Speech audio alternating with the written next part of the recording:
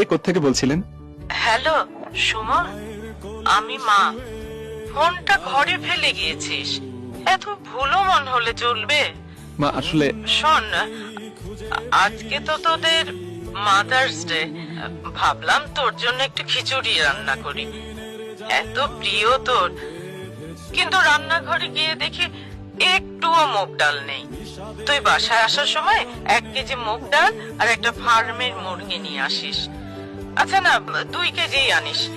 থাকলো লেবু আনিস। আর আমার হাঁটুর ব্যথাটাও এত বেড়েছে, কিন্তু ওষুধটাও। মা, ওষুধটা তোমার সেকেন্ড ড্রয়ারে আছে, তুমি বোধহয় ভুলে গেছো।